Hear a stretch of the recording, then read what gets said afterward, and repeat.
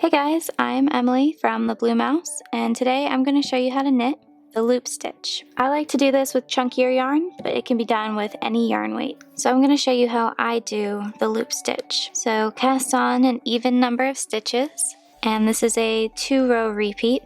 And you're going to start out by slipping the first stitch as if to knit, and now we're going to work the loop stitch. So you work the first stitch as if to knit, but you don't slide the loop off your left-hand needle just yet. Instead, you bring the yarn to the front between your needles, and then you wrap it around your thumb and bring it back behind your needle. So you've got a loop here around your thumb. And there are 2 ways to do this next step. I'll show you the one that I think is easiest. You go into that loop on your left-hand needle and you knit it. Then you can release the loop from your thumb. And now we're going to pass this second stitch here over the first and off.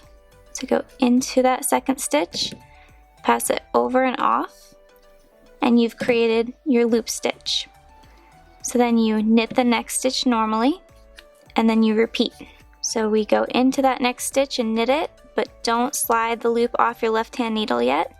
Instead, bring the yarn between the needles to the front, wrap it around your thumb and bring it to the back, and then you knit that first loop normally, and then you can release the loop around your thumb. And now we're going to pass this second stitch here over the first and off. Then you knit the next stitch normally and repeat until you have 1 stitch left. So now I'm going to show you how to do the loop stitch the other way. I find the first way a little bit easier. So we're going to do the same step where you go in and you knit the stitch, but you don't slide it off your left-hand needle. Bring the yarn between your needles to the front, wrap it around your thumb and bring it back behind. And then you're going to pass that stitch over to your left-hand needle.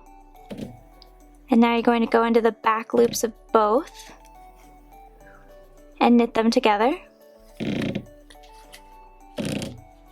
And then you knit the next stitch normally. So I'll show that to you one more time. You knit that stitch, and then whichever way that you prefer to do the loop stitch, you just repeat that until you have 1 stitch left. And when you get to the last stitch, just slip it as if to knit and turn your work. Now for the wrong side of your work, you can knit all the stitches or purl them. It's totally up to you.